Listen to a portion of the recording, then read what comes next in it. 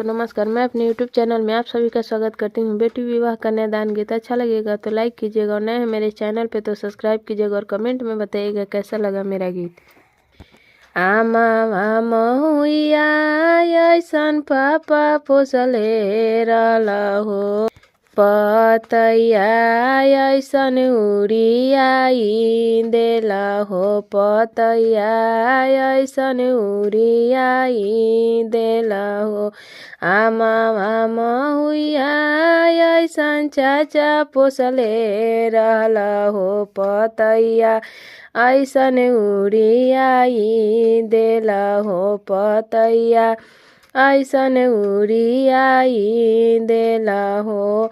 भैया से अधिका पापा दुलारवा कैला हो, नौकरवा ऐसन हटाई देला हो, नौकरवा ऐसन हटाई देला हो।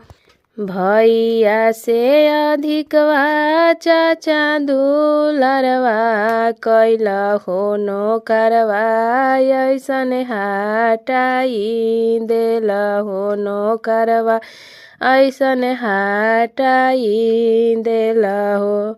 गैया भैंसिया पापा भलु दान करता हो, सुंदर धिया अपना घरे रखता हो, सुंदर धिया अपना घरे रखता हो।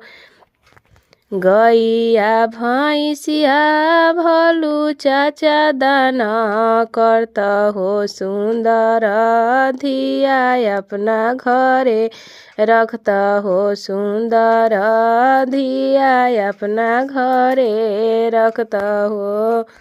कटोरवे आमा दूधावा हो पियवलु, औरु खियौलु दूध हो भात, औरु खियौलु दूध हो भात।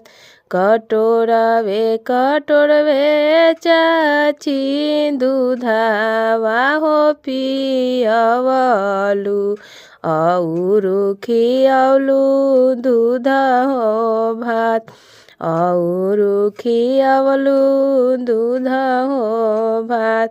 दूधवे के सरियत नाही दिहलु हो बेटी, चललु सुंदर बर के साथ, चललु सुंदर बर के